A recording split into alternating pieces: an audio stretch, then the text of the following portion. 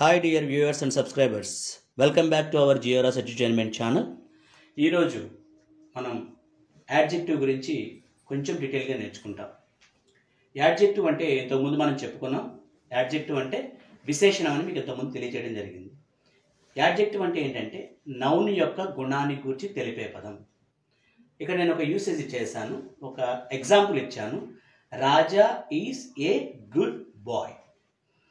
రాజా ఒక మంచి పిల్లవాడు.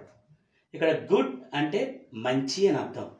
అంటే ఈ గుడ్ అనే పదం ఇక్కడున్న బాయ్ యొక్క గుణాన్ని తెలియజేస్తుంది.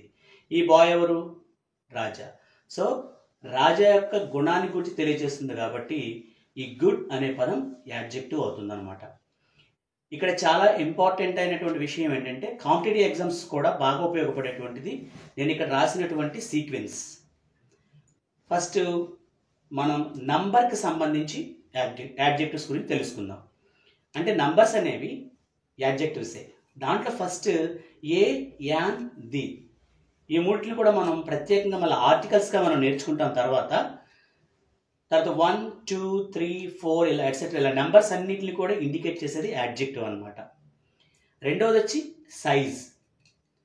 బిగ్ పెద్ద, స్మాల్ చిన్న, హ్యూజ్ భారీ, లిటిల్ చిన్ని, షార్ట్ కొరచగా ఉన్న, లాంగ్ పొడవుగా ఉన్న, టాల్ ఎత్తుగా ఉన్న, ఇవన్నీ కూడా సైజుని గురించి తెలియజేసేటువంటి పదాలు. ఇవన్నీ యాడ్జెక్టివ్స్ అవుతాయన్నమాట. అలాగే షేప్ని గురించి తెలియజేసే పదాలను కూడా మనం యాడ్జెక్టివ్స్ అంటాం. షేప్స్ ఏంటి?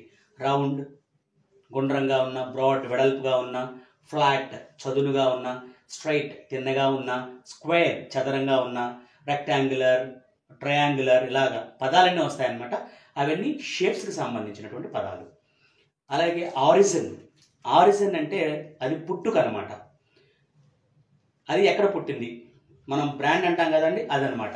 ఇండియన్ భారతీయ, ఇంగ్లీష్ బ్రిటిష్ దేశానికి చెందిన, ఇటాలియన్ ఇటలీ దేశానికి చెందిన, ఫ్రెంచ్ ఫ్రాన్స్ దేశానికి చెందిన అనే అర్థాన్ని ఇస్తుందన్నమాట. తర్వాత పర్పస్ అంటే దేని గురించి ఉపయోగించబడుతుంది. షైనింగ్, క్లియర్, రన్నింగ్ ఈ పదాలన్నీ మనకు సర్వసాధారణంగా నౌన్స్లో ఉపయోగించబడతాయి. కొన్ని నౌన్స్ కూడా మనకి యాడ్జెక్టివ్స్గా సందర్భోచితంగా ఉపయోగించబడతాయి అన్నమాట. కాబట్టి ఇక్కడ పర్పస్ వచ్చేసి ఈ పదాలను చెప్పుకుంటాం. తర్వాత ఒపీనియన్, దాని పట్ల మనకున్నటువంటి భావన ఏమిటి లేదా భావం ఏమిటి, ఉద్దేశం ఏమిటి. బ్యూటిఫుల్ అందంగా ఉంది, ఇది ఆడవారి అందాన్ని గురించి చెప్పడానికి బ్యూటిఫుల్ అని వాడతాము. హ్యాండ్సమ్ మగవారి అందంగా ఉంటే హ్యాండ్సమ్ అని చెప్తాం. అగ్లీ ఎవరైనా అందంగా లేకపోతే వాడతాం. నైస్ బాగుంది. ఇలా ఈ పదాలన్నీ కూడా ఒపీనియన్ గురించి చెప్పే పదాలన్నిటి కూడా యాడ్జెక్టివ్స్ అవుతాయన్నమాట. తర్వాత ఏజ్. ఏజ్ అంటే అది ఎంత, దాని వయస్సు అని అర్థం వస్తుంది. ఓల్డ్ పాతది, యంగ్ యువ, న్యూ కొత్త, ఏన్షియంట్ పురాతనమైన, ఇలాగా పదాలన్నీ కూడా యాడ్జెక్టివ్స్ అవుతాయి. తర్వాత కలర్కి సంబంధించి blue, black, white, pink.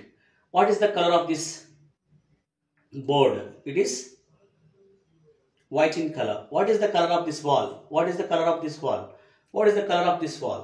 It is green in color. So green అనేటువంటి పదం యాడ్జెక్టివ్ అవుతుందన్నమాట. తర్వాత మెటీరియల్. మెటీరియల్ తెలుసు కదండి, పదార్థానికి సంబంధించి. గోల్డ్, సిల్వర్, డైమండ్, వుడ్ ఇవన్నీ కూడా మనకి మెటీరియల్కి సంబంధించినటువంటి పదాలు. ఇవి మనకి నౌన్స్గా కూడా కనపడతాయండి.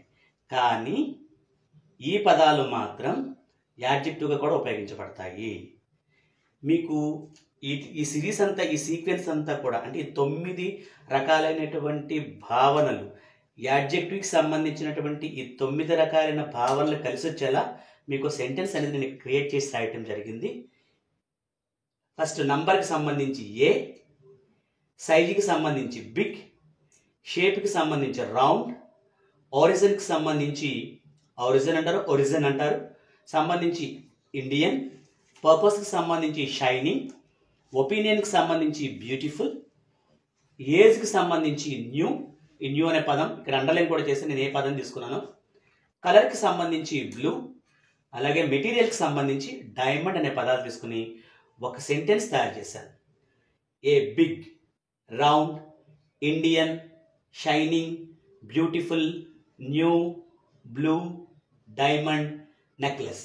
అది ఎటువంటి నెక్లెస్ అంటే ఏ ఒక బిగ్ పెద్ద, రౌండ్ గుండ్రంగా ఉన్న, ఇండియన్ భారతీయులు తయారు చేసినటువంటి, షైనింగ్ మెరిసేటటువంటి, బ్యూటిఫుల్ అందమైనటువంటి, న్యూ కొత్తదైనటువంటి, బ్లూ కలర్లో ఉన్నటువంటి, డైమండ్ పొదిగినటువంటి నెక్లెస్.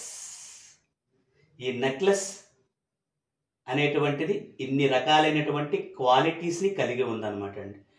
మీకు ఈ సెంటెన్స్ని మీరు గుర్తుపెట్టుకుంటే ఆటోమేటిక్గా మీకు 9కి సంబంధించినటువంటి సీక్వెన్స్ అనేది వస్తుంది. ఇది పోటీ పరీక్షల్లో ఖచ్చితంగా కనీసం ఒక 2-3 రకాలైనటువంటి ఈ సీక్వెన్స్ని అడిగేటువంటి సందర్భాలు ఉంటాయి. పోటీ పరీక్షల్లో కూడా ఇది ఖచ్చితంగా వచ్చేటువంటి ప్రశ్న. యాడ్జెక్టివ్స్ మీద కనుక ఒక కరెక్ట్ సిరీస్ని కనుక అతను అడగాలి అనుకుంటే మాత్రం ఖచ్చితంగా ఇటువంటి సెంటెన్స్ ఒకటి అడుగుతాడు, ఇది కన్ఫ్యూజ్ చేసి అడుగుతాడు, మనం కరెక్ట్గా రాయాలన్నమాట.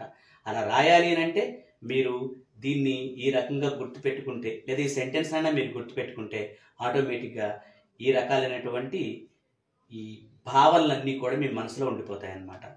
లేదు అంటే మీరు దీనికి సంబంధించి మీరు ఏదైనా కోడ్ కనుక కనిపెడితే కామెంట్ సెక్షన్లో మీరు తెలియచేయండి. దీనికి సంబంధించి ఒక కోడ్ NUSISHAORIPUROPIACOMA ఇవన్నీ గుర్తుంటాయి. కానీ ఈ పదాలు వస్తే ఇంకా తేలికవుతుందని చెప్పేసి మీకు నేను ఈ సెంటెన్స్ని తయారు చేశాను. లేదు ఈ భావనలనే మనం చేద్దాము అంటే మీరు ఒక కొత్త సిరీస్ని లేదా కొత్త సీక్వెన్స్ని బాగా గుర్తుంచుకునేటువంటి ఒక బ్లంట్ కీని మీరు ఒకటి తయారు చేయండి. కొండ గుర్తు అంటాం కదండి, అలాంటిది మీరు తయారు చేయండి. నాకు వీలైతే కామెంట్ సెక్షన్లో ఫార్వర్డ్ చేయడం మాత్రం మర్చిపోవద్దు. నా వీడియోస్ అన్నిటిని కూడా లైక్ చేస్తున్నటువంటి మీ అందరికీ కూడా, నన్ను ఆదరిస్తున్న మీ అందరికీ కూడా హృదయపూర్వక ధన్యవాదాలు తెలియజేస్తున్నాను. Once again I'm very thankful to one and all.